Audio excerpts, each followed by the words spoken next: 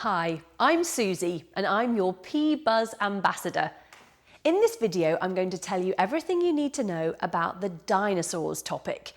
I'm going to walk you through the activities and concepts contained in each of the lessons, so you might want to have a quick look at the planning documents for this topic before you watch this video. Topic overview.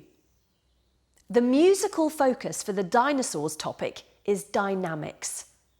The dynamic of the music is how loud or quiet it is. You may have heard the words forte and piano, which are the Italian terms for loud and quiet. There are lots of other Italian terms for different degrees of dynamic, but we're not going to talk to our pupils about those just yet. Instead, we're going to talk to them about the music being loud or quiet. Now, remember when we talked about pitch, and I told you that pupils often confuse the idea of high and low with loud and quiet? Yep, you guessed it. This is going to happen in reverse with your dynamics topic.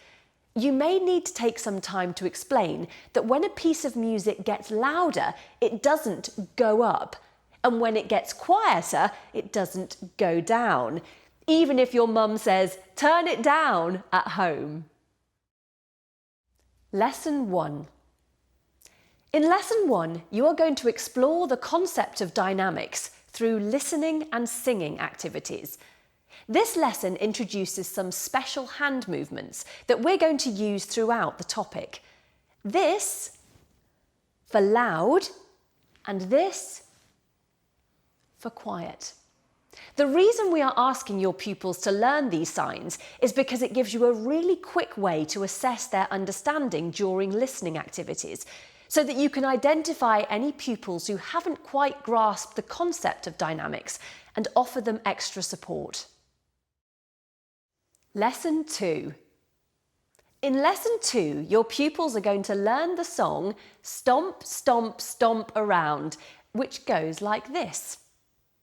Stomp, stomp, stomp around on your great big feet, searching through the undergrowth to try to find some meat. Rawr! Creep, creep on the ground with your tiny feet. Don't go near the dinosaur in case he wants to eat. Shh. Lesson 3.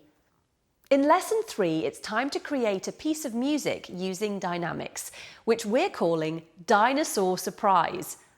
The idea is that the pupils work in groups to make a quiet piece of music, and then all of a sudden a dinosaur pops up making lots of noise. You might want to warn your colleagues teaching next door what you're planning, or they might get a bit of a shock when all the roaring starts. Lesson 4. In Lesson 4, the focus is on singing and playing dynamics with control. This means that the use of dynamics should not affect the quality of sound. Up until now, you might have found that your pupils are shouting for loud and whispering for quiet. So this is your opportunity to work on their technique a little, so that they can still sing nicely, whatever the dynamic level. Don't worry if you're not a trained singer yourself.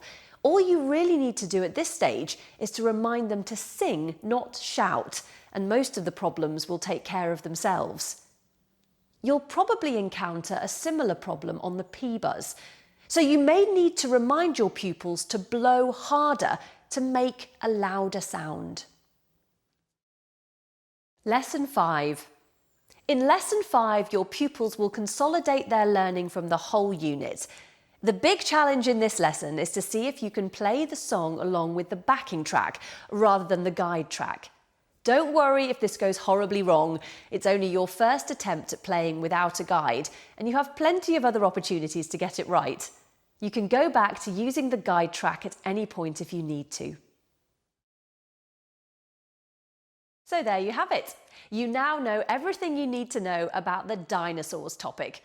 I hope you have a roaring good time teaching this unit to your class.